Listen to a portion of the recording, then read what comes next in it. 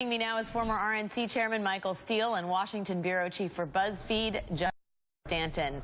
Stanton, it sounds like Democrats are getting less and less enamored of this bill as the hours tick by. What is the latest here?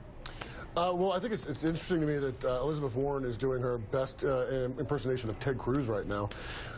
You know, riling up the House progressives and saying, don't go vote for this bill, block it, let's get a better deal on, particularly on the financial regulations language that's in it. So I think, you know, Democrats are definitely not willing to suddenly play ball, which is a bit interesting given the fact that, you know, I think 2 days ago, it looked like they were going to go along and give Speaker Boehner the votes that have sort of all along been known that he was going to need to get this through. Chairman, what's going on with the far right? I mean, dozens and dozens of Republicans cannot afford to jump ship on this if Democrats are not willing to give them the votes. Well, that may be true, but I don't think that'll happen. I think in the end the bill will pass and it will get to the president's desk, and guess what? Check, he will sign it.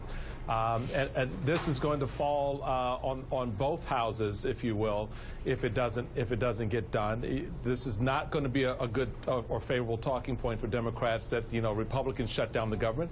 Boehner has put together a bipartisan bill. There's pain in there for both sides. Yeah, you've got Scalise and others sort of bragging about their piece. I'm sure you'll have some folks on the progressive side brag about the pieces in the bill that they like as well. At the end of the day, it gets done, Alex, and it has to, unless you want to go into this whole, you know, whodunit mystery about who shut down the government. And I don't think either side really wants that now. Well, I mean, to that point, John, the progressives will find something to champion. I mean, at this point, the thing to champion is that the government didn't shut down. I mean, I think if you look at what's in there, look, the EPA's budget is slashed by $60 million. It has the lowest budget. It's had 21% haircut since 2010. The IRS budget is slashed by $345 million.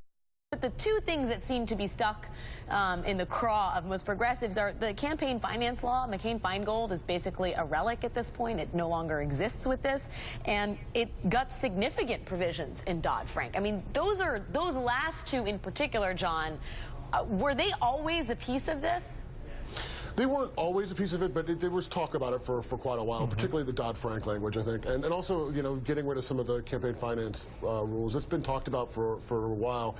I think the problem that I think Democrats are going to run into, though, is unlike the last shutdown where they were able to spend several weeks messaging on this and, you know, a number of the Republicans and conservatives sort of helped them out in their messaging in the lead up to the shutdown. No one thought that there was going to be a shutdown. Nobody thought this bill was going to fail. And suddenly we're now a bit on this precipice. And it's going to be much, much more difficult to lay it at the feet of Republicans this time around, I think. And I think that the leadership, particularly Harry Reid, is looking at that calculation and saying, I don't want to get any mud on my pants at all. And this is a situation where I don't think he thinks he can avoid it. So do you think he's going to run it through then? I mean, do you think he's going to be able to complete the pass? Well, I mean, if the House can pass it, I think it's very unclear right now if the House can, in fact, pass it. You know, if 50 Republicans don't vote for it, that may be a very, very difficult bar for them to get to, especially given the fact that Nancy Pelosi has made signals that she's not going to support it. You know, a number of the Democrats in the House have already come out and said they won't support it. And, you know, Elizabeth Warren is definitely cheerleading opposition to the bill in its current form. And there are a lot of House progressives that take their cues from her. Chairman, you know, if this does pass, it will be, I think, a mark of moderate Republicans sort of winning a battle that I think a lot of folks were skeptical they could win with members of their own caucus. But there's still a date on the calendar, and that date is February 27th, which is when DHS funding would expire if the bus passes. And my question to you is, there is so much blood in the water on the executive action that hasn't even actually gone into effect yet.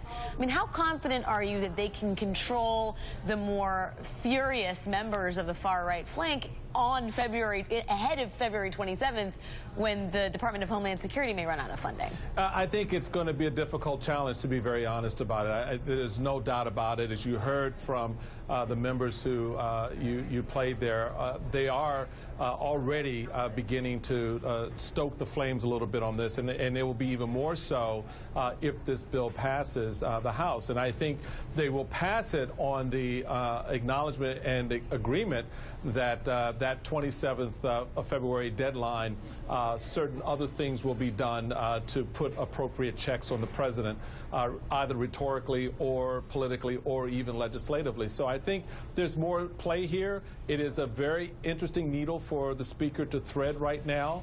I think what works in his favor is the idea, to John's point, that the Democrats are as in much a box as the Republicans are, probably a little bit more so.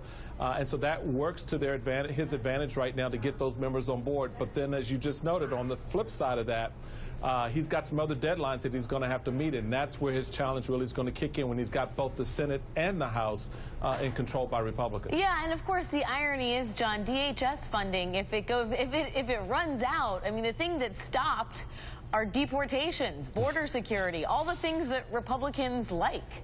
Yeah, there's a bit of irony to that, and I think if they do get the bill passed, it's going to be very difficult for the Speaker and then the incoming Majority Leader in the Senate, Mitch McConnell, to get any kind of a deal with the Obama administration. Yeah. And it's going to put them in a very, very tough spot, because I don't think that their members are going to get behind saying, well, let's do another 3-month spending bill for DHS and then have this fight again. They're going to want him to hold the line in February, and it's going to be very tough. Right, and Chairman, that's the point, right? Like, that's exactly what does he do then? I mean, what does hold the line mean? Impeachment?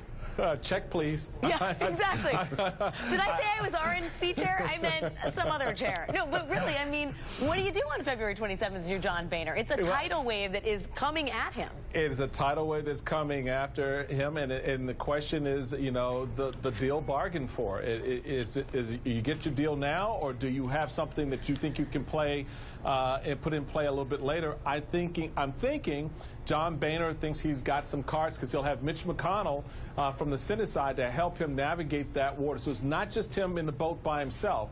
So that helps. But, you know, I think John, again, makes the point here. I don't know how he avoids having to deal with some very, very angry members and frustrated members if he doesn't hold the line on the deal.